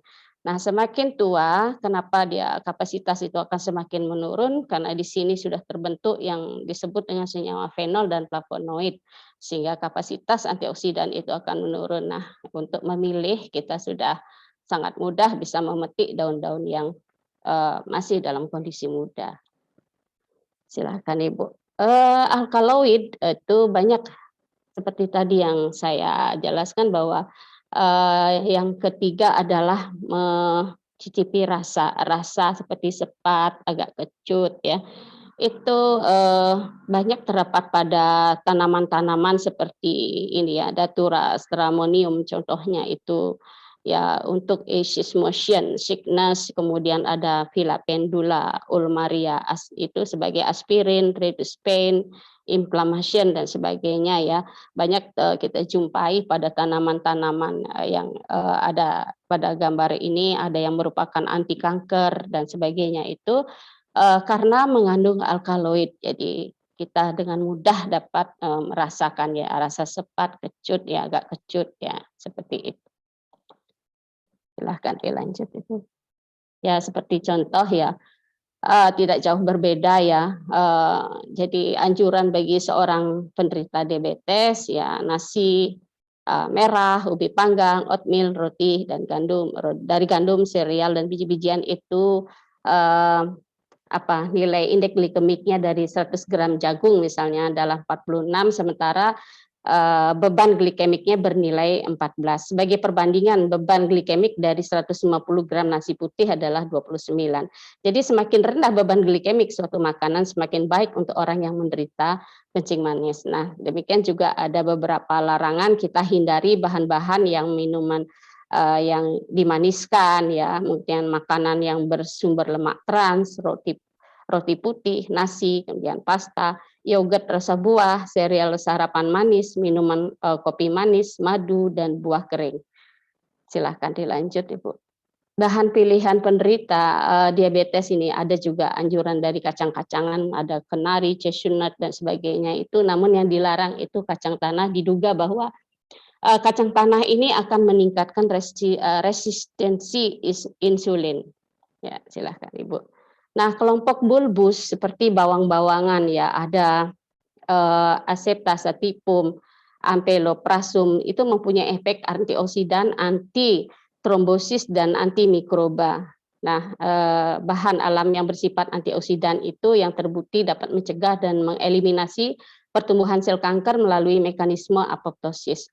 Kandungan sulfida pada garlic atau onion atau bawang daun itu adalah N-acetyl cysteine, itu mengandung gugus-tiol ya atau sulfur yang bersifat sebagai antioksidan N-acetyl cysteine itu atau maupun vitamin C ya. Pada hewan coba yang di industri stres oksidatif menggunakan karbon tetraklorida itu menunjukkan kedua komponen tersebut berperan dalam pencegahan stres oksidatif. Silahkan dilanjut Ibu. Rempah-rempah ya, ada rempah pedas, ada rempah pedas sedang, ada rempah aromatik, kemudian rempah daun sayuran aromatik atau aromatic vegetable seperti bawang putih, bawang merah, seledri itu banyak sekali mengandung antioksidan yang bisa kita perlukan untuk penyakit-penyakit degeneratif untuk menangkal radikal bebas. Lanjut, ada kelompok rimpang, ada jahe, ada kunyit ya. Nah, seperti yang kita ada beberapa penelitian saya memang menggunakan kunyit ya, di mana saya campur dengan jeruk nipis, madu dan juga dengan daun asam muda. Ya, ada satu senyawa yang teridentifikasi dengan metode GCMS yaitu 9 octa-decanate fatty acid. Waktunya lagi 2 menit ya. Ya. Yaitu ternyata dapat meregenerasi sel pada tikus diabetes mellitus, di mana terjadi pertumbuhan sel beta mencapai hampir 40%, di mana normal sel beta yang ada adalah 60%. Ya, tidak kalah pentingnya dengan temulawak, kencur, kemudian temu ireng, juga lengkuas ya. Namun kita tetap berpedoman pada gizi seimbang sebagai cerminan bijak memilih bahan makanan untuk pencegah untuk penderita penyakit degeneratif. Lanjut Ibu. Ya, selalu kita berpatokan pada Nutrition Guide for Balanced Diet, hasil kesepakatan Konferensi Pangan Sedunia di Roma tahun 1992, yaitu kita tetap berpegangan pada 4 pilar, yaitu keanekaragaman pangan, kemudian perilaku hidup bersih, kemudian aktivitas fisik kita. Lanjut Ibu, yang terakhir berat badan ya harus dipantau untuk mempertahankan berat badan secara normal. Lanjut Ibu. Ya, lanjut lagi. Ya, jadi sekian presentasi saya. Ya, saya kembalikan lagi kepada moderator. Terima kasih.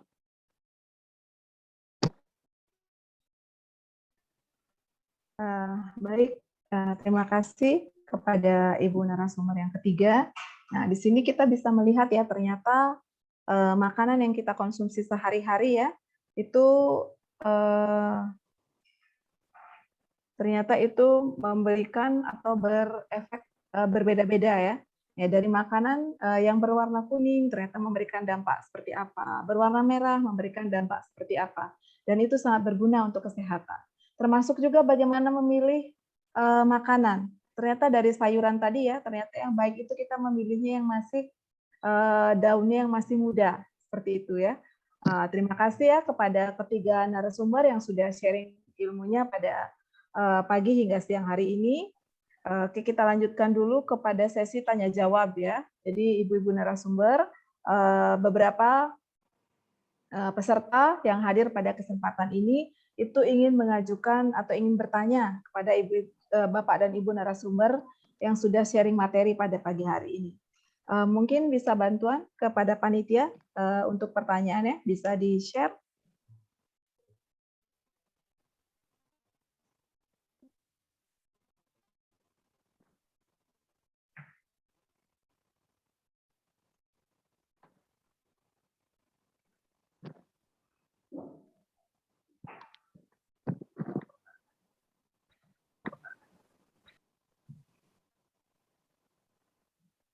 Oke, baik.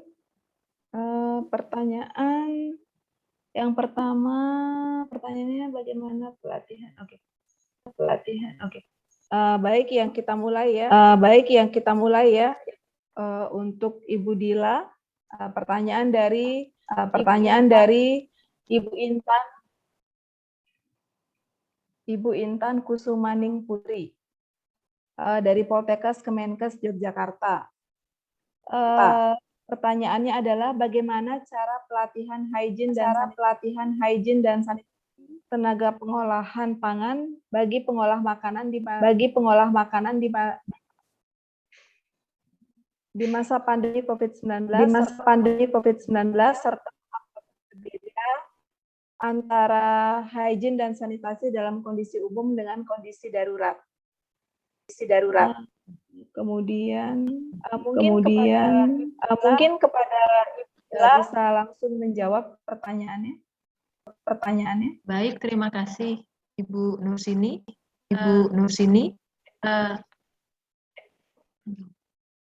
Mohon maaf, kayaknya dua ya Kak suaranya ya.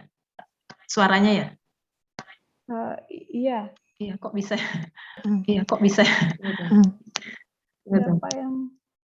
Siapa yang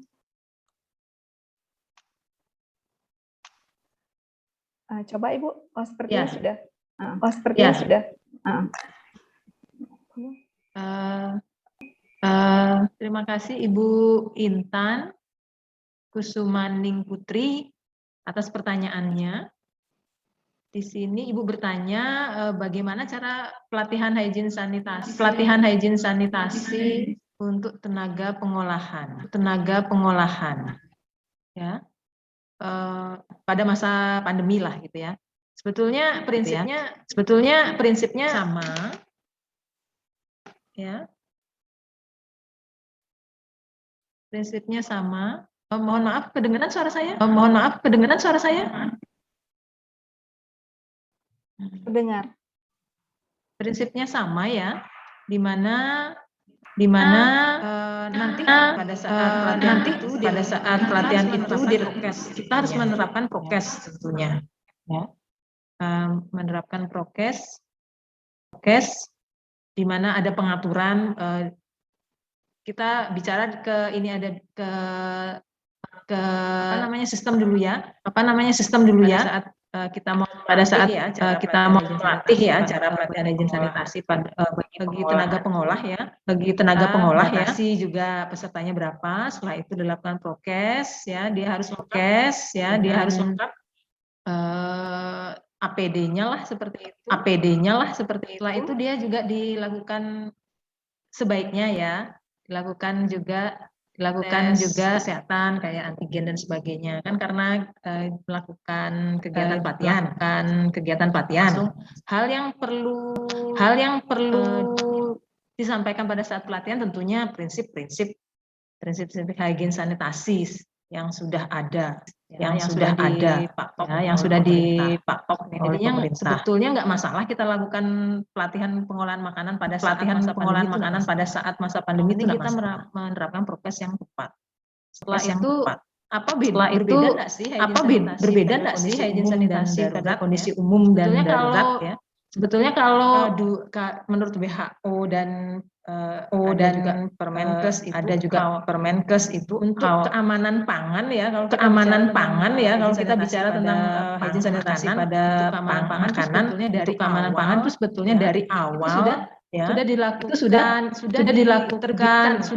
diterbitkan atau dalam prinsip-prinsip itu dengan jelas. Jadinya sebetulnya tidak ada perbedaan. Cuma nanti pada saat kondisi darurat itu ada lagi luaran, seperti saya lihat itu ada modelnya kalau bagaimana higien sanitasi makanan di lapas, lebih spesifik dia di lapas untuk karena ada masa pandemi COVID-nya, ada juga higien sanitasi di rumah sakit, lebih dia spesifik lagi, atau ada kondisi darurat namanya ada sakit darurat di suatu daerah namanya malaria, TBC dan sebagainya. Itu sebetulnya penerapannya itu sudah standar, cuma dia lebih spesifik item-itemnya. Kayak menjaga kebersihan peralatan, lingkungan dan sebagainya itu kan sudah standar. Cuma lebih spesifik nanti jadinya perlu desinfeksi untuk aktif COVID lebih ditekankan pencucian tangan namanya dulu kan. Kalau personal hygiene secara umum itu kan zamannya kita dulu silah tangan sebelum makan sampai ada slogan mengajarkan kita untuk bagaimana kita melakukan personal hygiene. Cuma pemicunya karena adanya pandemi ini ya, kita jadi mengharuskan dan menjadikan budaya. Itu kalau menurut saya seperti itu. Itu untuk pertanyaan pertama, Bu Nur. Apakah Ibu Intan gimana? Terima kasih. Mungkin Ibu Intan ada yang mau disampaikan atau bisa menerima? Oke, terima kasih katanya. Oke, yang kedua. Langsung aja Ibu. Oke, silakan. Terima kasih untuk Bu Dewa Puspawati dari UMAS untuk pertanyaannya. Rendang merupakan makanan yang paling banyak digemari, sering dibuat dalam skala yang besar. Pengawetan jenis apa yang paling tepat, modelnya pemanasan atau pendinginan agar tidak mudah resak? Sebetulnya memang kalau rendang sering dibuat dalam jumlah besar. Pengawetannya salah satunya kan kalau pengawetan di bahan rendang sendiri itu sudah banyak, dari rempah-rempah, dari minyak kelapa yang digunakan, dari santannya pengawet alami, merupakan sebagai pengawet alami. Nah, juga ada pengawetan dengan metode pengemasannya. Setelah diolah ya, biarkan dia dingin, setelah itu baru dimasukkan ke dalam pengemas. pengemas, kita mau konsumsi lagi umpamanya kita mau konsumsi lagi berapa harinya. Kalau di suhu ruang dia hanya bertahan 3 sampai 4 hari. Dia hanya bertahan 3 sampai 4 hari. Kita bisa taruh di pendingin biasa itu bisa sampai itu bisa sampai sampai kita tidak dalam kondisi panas, kita tidak dalam kondisi panas dalam mengemas rendang itu sebelum dimasukkan di lemari pendingin. Nah, rendang juga ada dua, ada yang kering dan basah. Nah, kalau ingin yang awet tuh kita bisa memasak rendang kering, itu lebih awet lagi. Itu karena santan dan bumbunya lebih meresap dia ke dalam sehingga daging lebih awet bila penyimpanannya. Dan untuk kandungan gizi sih sebenarnya tidak ada perubahan ya untuk tekstur juga. Di lemari pendingin di suhu ruang dan di suhu ruang bisa. Baik, Ibu Puspa bagaimana?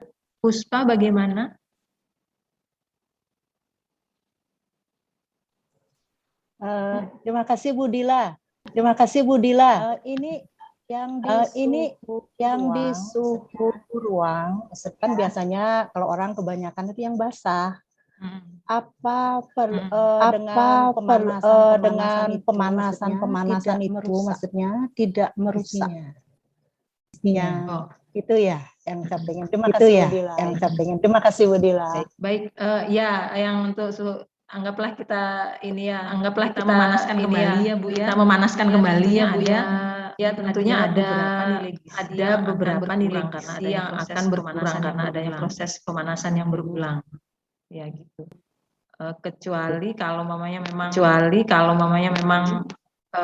kita porsikan Bu modelnya. Yang mau dikonsumsi saat ini berapa? Setelah itu sisanya kita taruh di tapi memang sih ada proses pendingin, tapi memang sih ada proses pemanasan tapi tidak sering jadinya ya.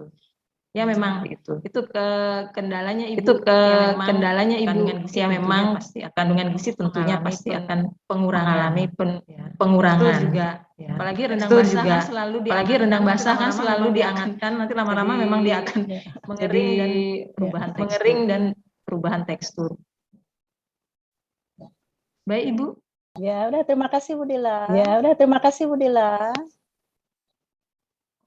Baik, terima kasih kepada Ibu penanya dan juga Ibu Kita lanjutkan dulu ke pertanyaan berikutnya. Narasumber yang kedua dulu, nggih. Untuk Bapak Ide Bagus Mantra. Oh, dari Ibu Dewa Ayu Puspawati juga. Ya. Silakan Pak Gus Mantra diberikan tanggapannya. Ya, terima kasih Ibu Dewa Ayu. Ditanyakan tentang pentingnya kalium ya. Kalium sebenarnya sangat berguna untuk meningkatkan kepekaan insulin. Jadi kemampuan insulin ini cukup efektif untuk menurunkan gula darah. Jadi memang benar kalium itu sangat berpengaruh, dan dia juga berpengaruh untuk terjadinya resiko hipertensi. Nah, jadi dan juga pada DM itu yang mendapatkan terapi insulin, jadi dia juga kalium yang cukup. Gitu, Bu.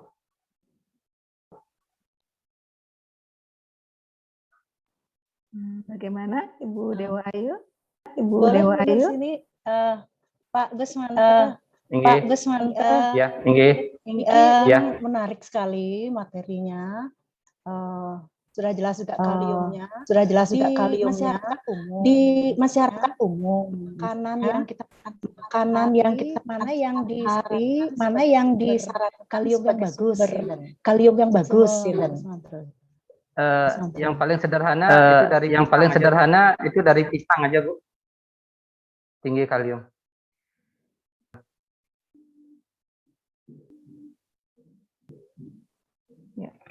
Demikian Ibu. Ya.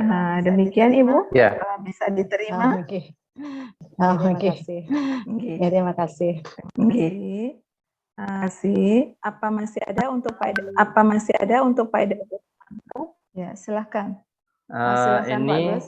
nggih, penderita diabetes tipe 2 yang sudah mengkonsumsi obat itu dia mengikuti pola diet bisa terbebas dari obat-obatan. Diet ini sebenarnya hanya untuk dia bisa menjaga stabil gula darah.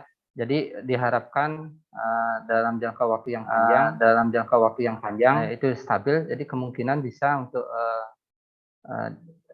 mengurangi mungkin porsi obat-obatannya, tetapi untuk melepaskan ini harus konsultasi lagi ke dokternya, karena akan melihat respon glukosa di dalam darah di pasien itu dan hasil lab HbA1c-nya itu apakah sudah di bawah 7%. Karena kadang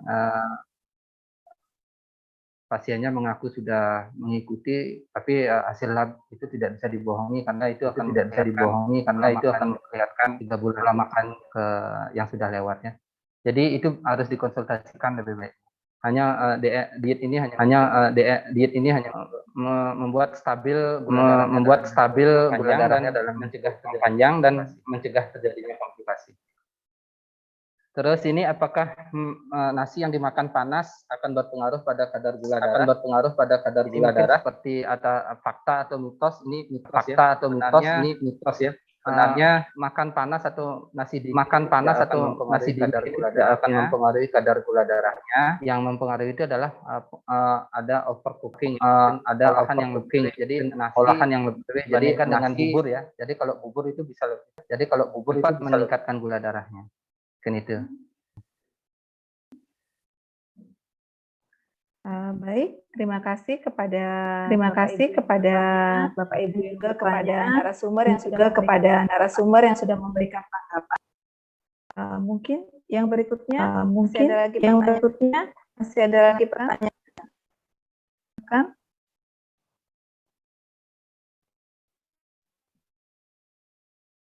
Kepada masih Pak Edi Busmanto.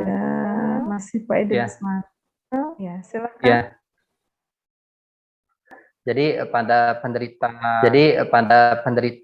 diabetes itu sering mengalami luka, susah kering. Jadi apakah protein berpengaruh terhadap gula darahnya? Sebenarnya kalau yang penderita diabetes yang mengalami luka itu lama gula darahnya masih lalu tinggi. Ya, jadi sebaiknya dibuat stabil itu adalah dari. Nah, kalau sedangkan proteinnya, protein kalau kita lihat tadi bahwa hampir sama dengan orang normal. Menyembuhkan itu bukan di tambahan proteinnya. Jadi stabilkan dulu tambahan protein. Terus protein ini sebenarnya hampir sama dengan yang orang normal. Jadi sekitar 10-20% ya. Jadi tidak 10-20% ya. Jadi tidak perlu ada peningkatan protein. Dengan gula darah yang stabil itu biasanya lukanya akan lebih cepat sembuhnya.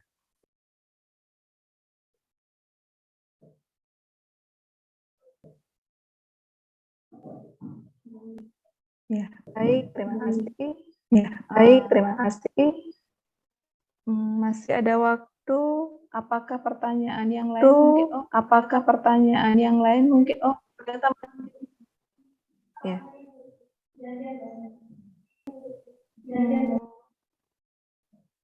Ini.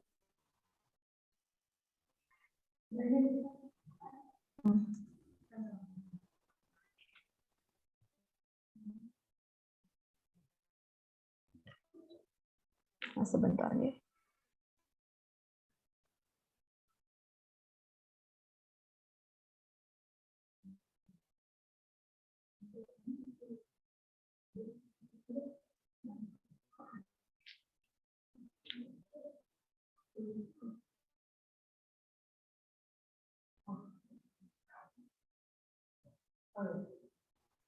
Baik, yang berikutnya pertanyaan untuk Ibu Wiratnyani dari Bapak Iwayan Swandel.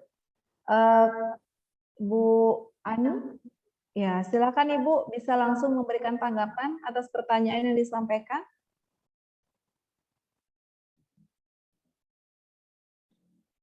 Terima kasih atas pertanyaannya dari Bapak Iwayan Suwanda ya, Universitas PGRI Mahadewa Indonesia. Yang pertama, bagaimana cara mengetahui secara mudah bahwa tanaman atau bagiannya memiliki kandungan antioksidan. Seperti tadi yang pernah saya jelaskan bahwa bagian tanaman yang berada pada pucuk itu kandungan antioksidannya, kapasitas antioksidannya itu sangat tinggi dari beberapa penelitian ya. Biasanya dari helai 1 sampai yang ke-9 karena mengandung alkaloid dan saponin, sehingga itu yang berperan menyumbangkan peningkatan kapasitas antioksidan. Kenapa yang setelah itu dari pucuk yang helai selanjutnya 9, 10, 11 itu sudah memiliki kandungan senyawa yang berbeda ya, seperti sudah terbentuknya senyawa fenol dan senyawa flavonoid, sehingga kapasitas antioksidannya akan menjadi rendah, tapi aktivitas antioksidannya akan naik. Nah, itu cara mudah yang pertama. Kemudian warna jadi ada berwarna-warni tadi ya, ada warna merah, kuning ya. Kemudian yang berwarna ungu itu banyak sekali mengandung antioksidan ya, seperti zeaxanthin, lycopene dan sebagainya. Nah, itu memiliki kandungan antioksidan yang tinggi. Rasa yang sepat ya, itu umumnya karena sumbangan dari senyawa saponin dan alkaloid, sehingga aktivitas kapasitas dari antioksidannya itu tinggi, sehingga rasanya akan semakin sepat. Jadi itu. Yang kedua, bagaimana cara mengolah bahan dari tanaman agar kandungan antioksidannya tidak berkurang atau minimal berkurang. Nah, ini penelitiannya sudah kami pernah lakukan, di mana kami membandingkan menggunakan 3 jenis utensil. Yang pertama menggunakan gerabah, yang kedua menggunakan aluminium, yang ketiga menggunakan stainless steel. Ternyata kami uji kapasitas antioksidannya dengan pemanasan setelah mendidih selama 5 menit. Ternyata yang pertama efek yang ditimbulkan terjadi pengurangan volume daripada air loloh ini ya. Ini kebetulan loloh yang saya uji. Selanjutnya itu secara kasar ya. Yang kedua, nah kenapa volume itu berkurang? Kemungkinan karena terkena panas yang begitu tinggi sehingga terjadi penguapan. Nah, penguapan ini terjadi karena panas, sehingga kita tahu bahwa antioksidan ini ada dari golongan minyak atsiri, misalnya asam volatil, itu kan mudah menguap, sehingga kapasitas dari antioksidannya itu akan menjadi menurun. Nah, yang menggunakan gerabah ternyata antioksidannya, kapasitas antioksidannya itu menunjukkan nilai yang tertinggi dibandingkan dengan yang menggunakan utensil dari aluminium maupun stainless steel. Nah, ternyata saya berpikir bahwa dulu zaman nenek moyang kita itu memasak dengan menggunakan gerabah. Nah, itu yang membuat saya penasaran, ternyata setelah saya uji ternyata benar ya. Jadi antioksidan itu kecil kemungkinan dia bisa hilang. Nah, seperti itu. Jadi dia bukti menyatakan bahwa kapasitas antioksidan pada tanaman itu masih tetap ya hilangnya paling 1-5%. Gitu. Nah, yang ketiga, bagaimana cara menyimpan makanan dan minuman agar antioksidannya tetap atau tidak berkurang bila disimpan dalam kualitas kulkas ya atau penyimpanan, termasuk produk yang dijual dalam kemasan yang tentu waktu produksi sampai konsumen per waktu lama. Nah, kalau yang ini kita harus mengingat kembali bahwa antioksidan itu mempunyai sifat yang mudah terdegradasi oleh adanya panas. Jadi itu pertama. Sehingga minuman atau makanan yang mengandung antioksidan yang tinggi itu sedapat mungkin tidak terkena panas langsung matahari atau terkena panas yang berlebih. Nah, demikian juga cara pengolahannya ya. Biasanya kami ya di kuliner itu melakukan blanching hitungan 5 detik. Jadi caranya adalah panaskan dulu air sampai 100 derajat Celcius, kemudian masukkan bahan yang mengandung antioksidan itu, apakah sayur, buah, dan sebagainya, untuk melakukan blanching, yaitu untuk membunuh kuman dan menghindari adanya kontaminasi silang. Dari pemanasan kita masukkan dengan yang sangat mudah kita bisa lihat setelah mendidih kembali kita angkat. Itu hitungan detik. Sehingga memungkinkan kita mendapatkan antioksidan itu akan lebih tinggi daripada kita merebus berjam-jam. Nah, itu yang dikonsumsi makanan yang mengandung antioksidan dalam kondisi yang kondisi antioksidannya masih banyak ya, atau hilang hanya sekian persen saja. Nah, dalam waktu penyimpanan juga demikian, sebaiknya kita simpanlah di tempat yang dingin ya. Jangan juga suhunya itu kita harus perhatikan. Jangan juga di bawah suhu minus ya, karena dia juga mudah rusak. Ya, suhu yang suhu di bawah suhu kamar ya 17, 16 ya, itu masih kita dapat menikmati antioksidan tersebut. Nah, sepanjang perjalanan juga jika mengalami pengiriman produk, tetap kita pastikan bahwa kondisi daripada produk tersebut harus dalam keadaan dingin dan tertutup dan tidak terkena matahari secara langsung. Nah, demikian Bapak Wayan Suhanda.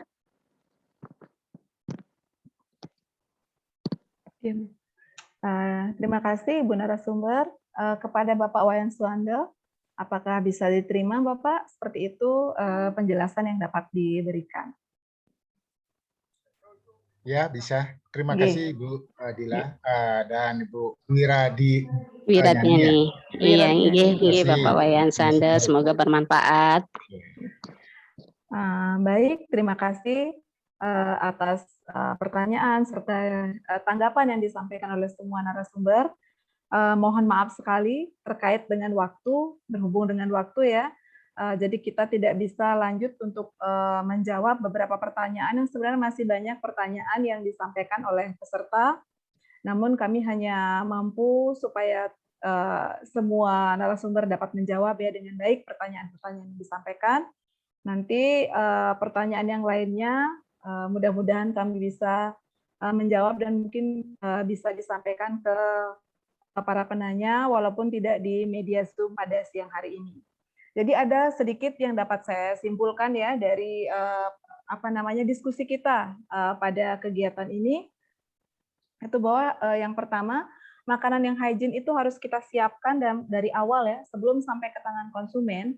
Ternyata dari penerimaan, dari penyiapan bahan baku, kemudian bagaimana proses pengolahan, kemudian setelah bahan pengolahan pangannya atau setelah makanan itu jadi, perlu juga kita perhatikan bagaimana makanan itu disimpan sehingga akhirnya sampai ke tangan konsumen dan bisa dinikmati oleh konsumen tanpa menimbulkan efek samping yang merugikan.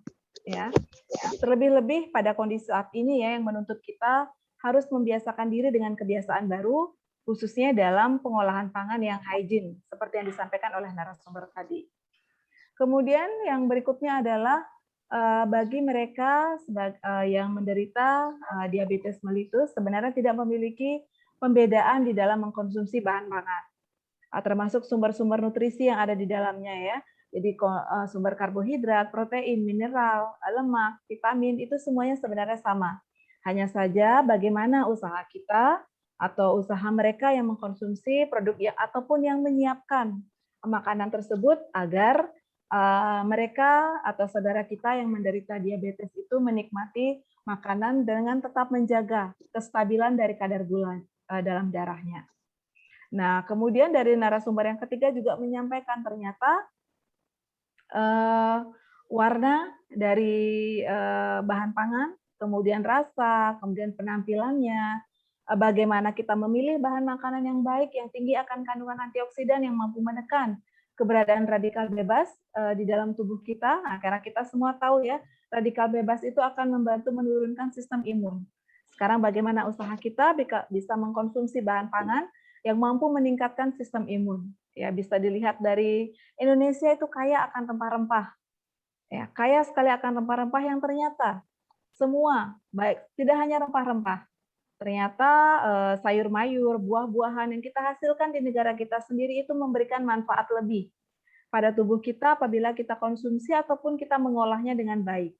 Ya, jadi demikian ya hal-hal yang dapat saya simpulkan pada pertemuan atau diskusi kita pada pagi hingga siang hari ini.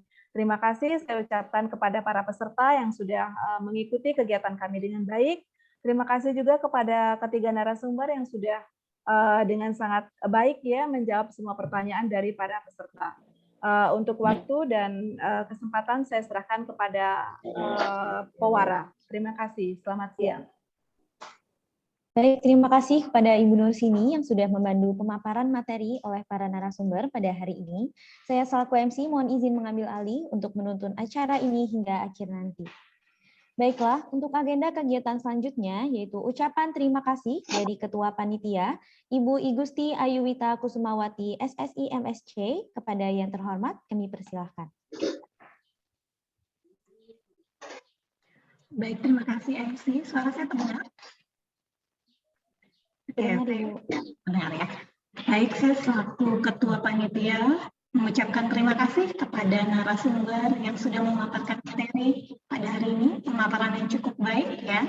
Kemudian kepada moderator yang telah memoderatori kegiatan talk show hari ini, para peserta yang masih hadir ini ya dari awal hingga akhir walaupun kita secara virtual, saya lihat masih dari talk show 1 hingga talk show 2 ini kurang lebih sama pesertanya ya, berarti memang apa ya yang disampaikan oleh narasumber itu mungkin sedang dibutuhkan oleh kita saat ini. Kemudian saya ucapkan juga terima kasih pada seluruh panitia dan mahasiswa yang membantu kegiatan kami. Kami mohon maaf atas kekurangan dan kendala-kendala teknis yang terjadi selama acara berlangsung.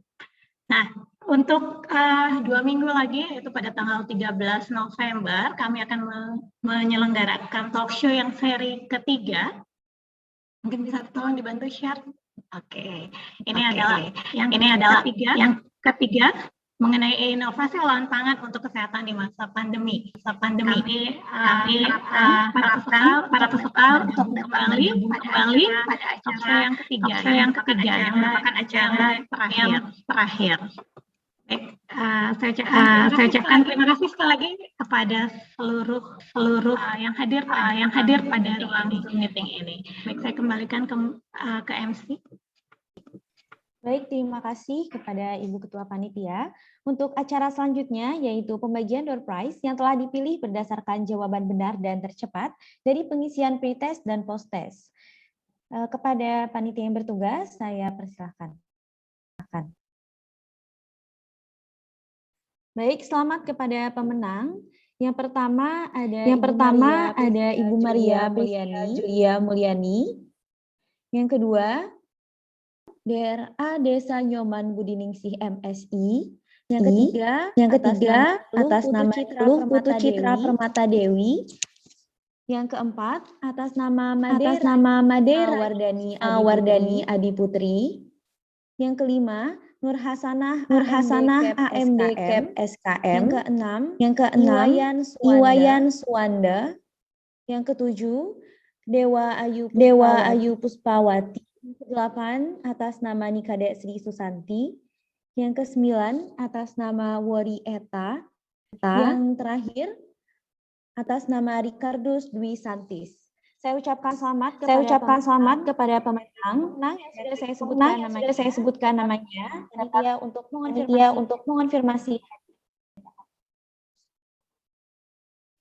Demikianlah rangkaian acara dan gizi yang bertema pengolahan pangan yang hygiene. Kami ucapkan terima kasih banyak atas partisipasinya kepada yang terhormat para undangan, Bapak Ibu narasumber dan moderator, serta seluruh peserta yang telah hadir dan menyimak acara ini dari awal hingga akhir. Kami harap setelah mengikuti acara ini banyak ilmu yang dapat diaplikasikan dalam kehidupan sehari-hari.